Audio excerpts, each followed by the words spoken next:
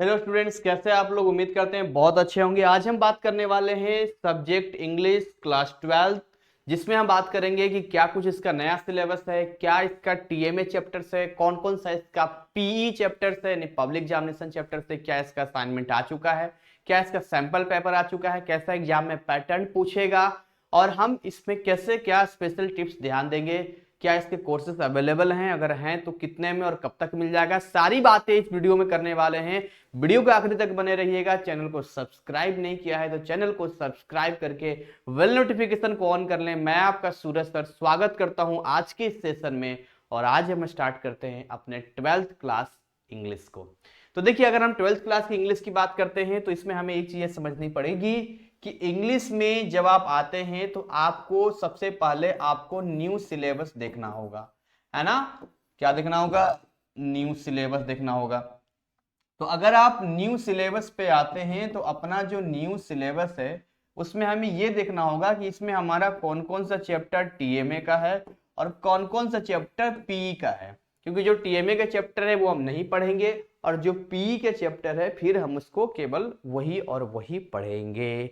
Sir कैसे पता चलेगा इसको, कैसे क्या रहेगा? तो ज्यादा समय हम आपसे नहीं लेंगे, सीधा हम उस पीडीएफ ओपन करेंगे जिसमें हम आपको बताने वाले हैं कि कौन कौन से चैप्टर कैसे इन्होंने डिस्ट्रीब्यूट किया है नए सिलेबस के अकॉर्डिंग। ये आपको पीडीएफ दिख रहा है जिसमें इन्होंने टोटल नंबर ऑफ लेसन 36 दिया है। टोटल 36 से किताब नहीं बदला है स्टूडेंट्स, ध्यान रखना। किताब अभी भी, बुक भी अभी भी वही है, पुराना वाला है, चैप्टर भी वही है, लेकिन यहाँ पर जो है कहते हैं पहले का आता था रिश्ता वही सोच नहीं है।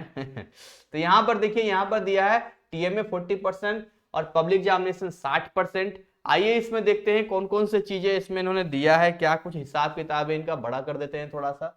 देखिए, अगर आप टीएमए वाले चैप्टर्स पे आएंगे यहाँ पे तो सबसे पहले टोटल ऐसे 14 लेसन्स हैं जो आपको नहीं पढ़ना है, यानी कि उसके डायरेक्टली असाइनमेंट केवल आपको बनाकर देना है, जिसका असाइनमेंट ऑलरेडी आ चुका है और इसके जो आंसर्स हैं आपको हमारे ऐप में अवेलेबल हो जाएगा। तो आप हमारे ऐप को अपने मोबाइल में जरूर रखना।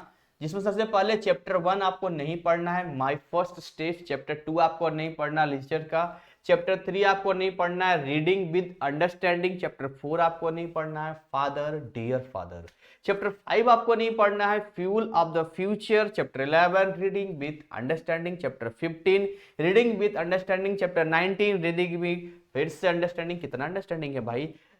19 20 22 25 Bholi. Chapter 30A age for receptionist. Chapter 27B writing memos and letters. Chapter 30B writing job applications. तो इतनी सारी चीजें आपको नहीं पढ़नी है। अरे वाह, क्या बात है, इतनी सारी चीजें नहीं पढ़नी है सर? आप बताइए क्या क्या पढ़ना है। तो देखिए, आपको ये सब पढ़ना है। क्या पढ़ना है?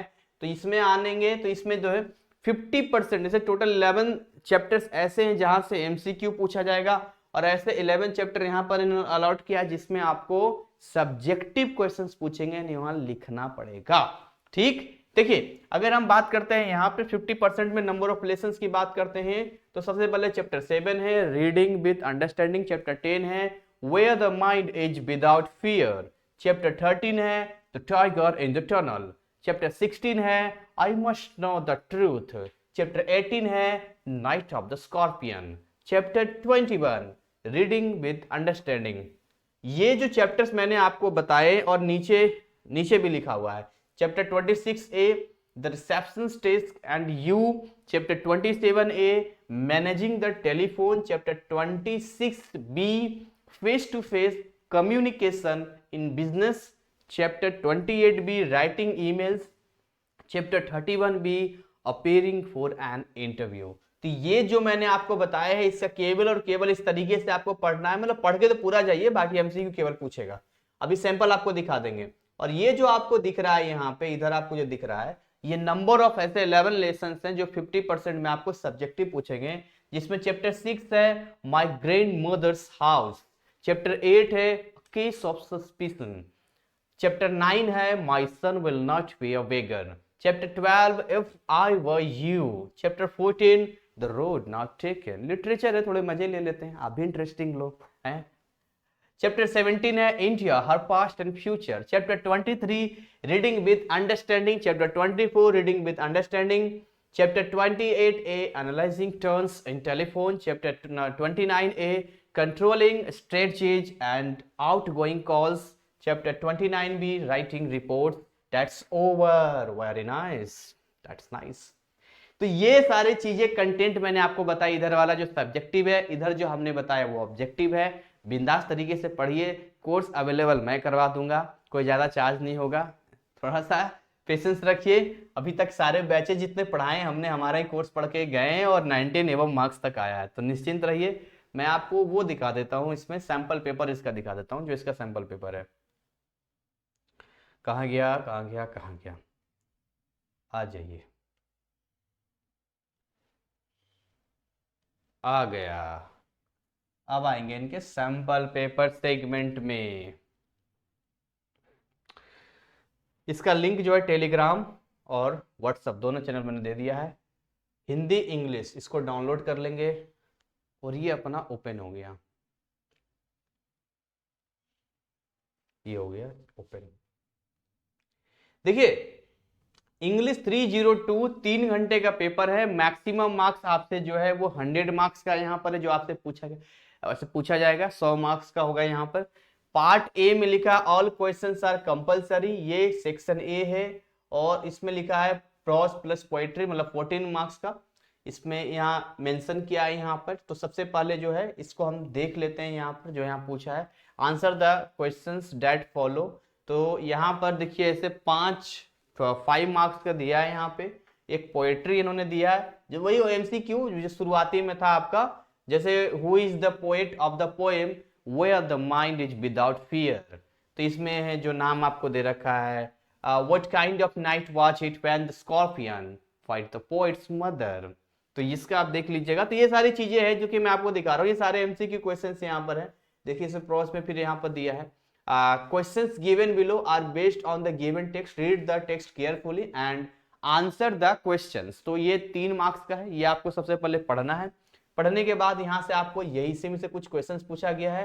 According to the passage education is only to gain knowledge and skills, is to earn wages, only has one purpose, has more than one purpose. तो आप देख लीजिएगा इसमें the passage believes that emotions and feelings, तो उसी के ऊपर है इसमें जो भी है।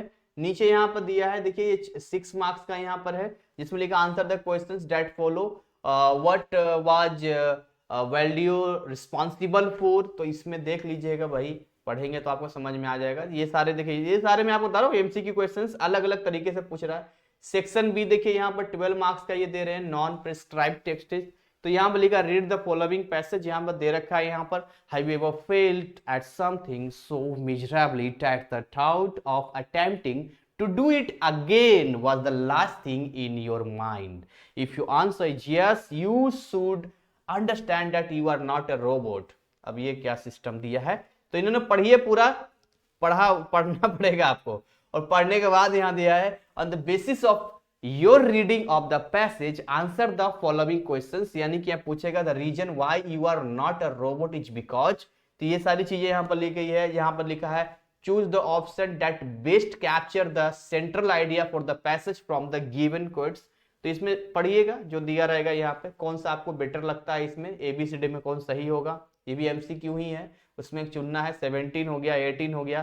तो इस तरीके से देखिए पूछा यहाँ पर। फिर यहाँ पर दिया है read the following passage. English और हिंदी में यही तो अच्छी बात लगती है, खासकर इंग्लिश में आप इसी में दिया रहता है, इसको पढ़ना होता, अंडरस्टैंड करना होता, फिर तो नंबर अच्छा खासा मिल जाता है इसमें।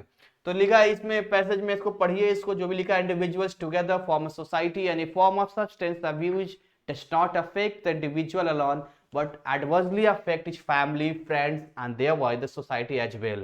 तो देखिएगा इसको पढ़ के, इसके बिहाफ पर जो है on the basis of your reading of the passage answer the following questions। तो इसमें 6 मार्क्स का दिया है। substance the views does not affect, तो इसका क्या आ जाएगा, यूथ इन्वॉल्व जो भी है ना। देख लीजिएगा यार, आसान आसान सा, इतना टेंशन थोड़ी लेना है, ऐसे इसमें नंबर आ जाता है। सेक्शन सी में यहाँ पर आते हैं। सेक्शन सी यहाँ लिखा है ग्रामर है, जो 7 मार्क्स से आपसे पूछेगा, जिसमें लिखा है complete statement 27 to 31 by filling in the blanks with the help of the given options, do any four. तो लिखा my family dash in Bhopal for 5 years now. अब देखिए यहाँ पर लिखा has lived has been living, है ना, हैड लिव्ड या लिव्ड। ठीक है, तो अब आप अच्छे से जानते हैं यहाँ पर कि ये आपका जो है इसमें जाएंगे तो ये प्रेजेंट परफेक्ट कंटिन्यूअस का जाएगा, तो has been living, my family has been living in Bhopal for 5 years। ठीक, ये इस पे हम चले जाएंगे। वैसे ये करना, we should leave dash our homes in at after within, I could not agree for to within, you must support him dash he will lose his spirit. तो ये सारी चीजें हैं, the ball rolled dash the hole. फिर आगे लिखा है choose the correct options with passive form of verbs in statement number 32 to 33। क्या लिखा है ये, choose the correct options with the passive form of, अच्छा पैसिव फॉर्म, वर्ब का passive form, active form passive form. लिखा है Suman dust and mops our houses every morning, तो इसको पीछे से पैसिव कीजिए, कौन सा सही होगा, our houses is dusted and mopped every morning by Suman. तो यहाँ लिखा था Suman dust and mops our house every morning, तो ये इज वाला ही लगेगा, इज डस्टिंग एंड मॉपिंग, दोनों ही जो है इसका वो है, तो डस्टिंग एंड मॉपिंग जाएगा हाउस एवरी डे। तो आई होप इसमें जो है ना ना ना ना ना सुमन डस्टेज आवर हाउस डेली, ये सी वाला होना चाहिए, आई थिंक सो, क्योंकि यहाँ पर जो है देखिएगा इसमें जो आप कन्वर्ट करेंगे इसका जो जाएगा यहाँ पे, ठीक है, सी क्यों, ए जाएगा ना इसमें, our house is dusted and mopped every morning by Suman, बस ये चला जाएगा, ए चला जाएगा इसका। ये सब में तो कोई सिस्टम ही नहीं बन रहा, गेटिंग कहाँ से आ गया यहाँ पर। आगे बढ़ते हैं, तो भाई ये नॉर्मल एक्टिव पैसिव तो ऑटोमेटिक होता है, मैं तो इतना नजदीक रहता हूँ ना कि मुझे देख के ही हो जाता है, कई बार पढ़ाते पढ़ाते इसे तो दूर से देखना पड़ता है यहाँ पे। The president of the company donated at handsome amount of the museum, इसको पढ़िएगा कैसे कैसे किया जाएगा। सेक्शन डी देखेंगे, यहाँ पर सेक्शन डी में लिखा है फंक्शनल राइटिंग स्किल्स, यहाँ लिखा है जो कि 10 मार्क्स का है। Question number 34 37 are based on the given text, read the text carefully and answer the questions. तो इसको आराम से पढ़िएगा, इसमें जो लिखा है यहाँ पर to have a fair complexion is an ovation in our society, मतलब आप बहुत ज्यादा गोरे या बहुत ज्यादा अच्छे होते हैं तो सोसाइटी में बहुत अच्छा आपका ओवेशन माना जाता है। So demand for fair brides in matrimonial columns and the sale of fairness creams are evidence enough you are writing an article expressing your views on this topic। तो जैसे दूल्हा दुल्हन, जो भी खासकर दुल्हन की बात करते हैं, तो भाई कितना ज्यादा उसको सजाता है, इस पे आपकी क्या स्किल है, तो इस तरह के सवाल को अपने व्यू में आपको लिखना है, तो आप इसको आप ऐसे लिखेंगे। तो ये क्या है, तो लिखने वाला तो है नहीं, अभी तो एमसीक्यू ही चल रहा है यहाँ पर, तो ये पूछेगा select the options that list an appropriate title for this article. तो इसका क्या टाइटल हो सकता है यहाँ पे, इसमें दिखा है यहाँ पे जैसे fairness and ovation in society, beautiful mind better than a fair complexion, है ना, आपका माइंड सुंदर होना चाहिए, ना कि आप गोराई को देखते रहिए, regime new package old thought, fair complexion is always alluring. तो ये सारी चीजें आप देख सकते हैं, जो भी आपको अच्छा लगे उचित लगे। Which among the following options should be apt for this article, तो पढ़िएगा इसको, दिमाग लगाइएगा, आराम से आपको मिल जाएगा।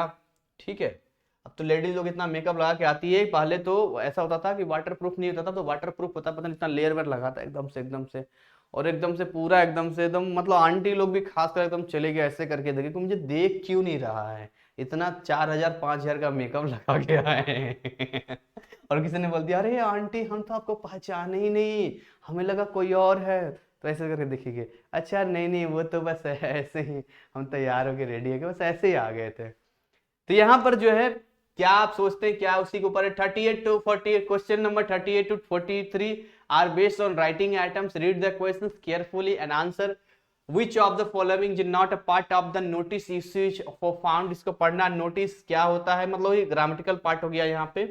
क्वेश्चन नंबर 43, अच्छा तो यहां तक सवाल इसने पूछा है। आगे यहाँ पर मुझे लगता है ये 50 क्वेश्चंस होंगे एमसीक्यू वाले, ठीक है, क्योंकि 100 नंबर का इंग्लिश का होता है, तो 50-50 आप बांट दीजिए। सेक्शन ई में ऑप्शन 1 इंग्लिश फॉर रिसेप्शनिस्ट यहाँ पर है, इसमें 7 नंबर का है, इसको आप इसको देखिएगा कहाँ लिखा है, हाँ question number 44 to 50 are based on ESP option, English ESP option है, इसको आप पढ़िए।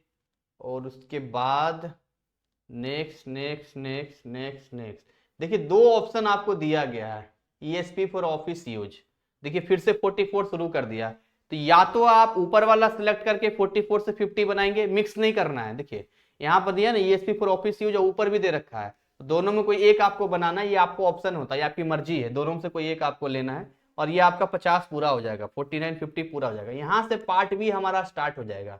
ठीक है, पार्ट भी हमारा स्टार्ट हो जाएगा। All questions are compulsory except where an internal choice is your. अगर अंदर में कोई चॉइस दिया तो अलग है, बाकी सारे क्वेश्चंस आपको बनाने हैं। तो इसमें जो है आपको 11 मार्क्स का दिया है, यहाँ पे लिखा है answer any one of the following in 20 to 25। इसमें दो क्वेश्चंस दिया लेकिन किसी एक का जवाब ही नहीं, रिटन फॉर्म में आपका आ गया। How does the poet describe heaven of freedom? Why did the peasant say the name of God 100 times? Night of a scorpion. देखिए लिखा।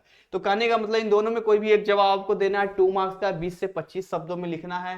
इसमें लिखा है right any one of the following in 40 to 45 words only, 3 marks का है। So despite undergoing extreme suffering, what did the mother say at the end? What does it reveal about her? Night of the Scorpion. Do you think tireless is an appropriate adjective used in the poem for striving? तो ये वाला जो है आप देखना का where the mind is without fear. Answer any 2 questions in 20-25 words में, ये 4 मार्क्स का है। What is the fill time? मतलब इस तरह का होगा जैसे the tiger in the tunnel का why was Baldev jobs dangerous. तो कैसे वो मतलब वो बालदेव आप कहानी पढ़ेंगे कि उसमें जो है वो रक्षा करता है ना, तो वो डेंजरस ही तो है, बाघ से बचाना है, उससे बचाना है, तो डेंजरस ही था। ठीक है, इसके अलावा है सी डांस फॉर द पर्सन। इसमें देखिए क्या है, I must know the truth. इसमें लिखा है क्वेश्चन फॉर एनी वन, कोई एक ऑफ द फॉलोइंग, 3 दिया है, इसमें से 20 से 25 शब्दों में से कर लेना। यहाँ आते हैं नॉन प्रिस्क्राइब में आते हैं, जो सेक्शन बी 13 मार्क्स का है। Read the given passage carefully and answer the questions that follow. इसमें ये 4 मार्क्स का है।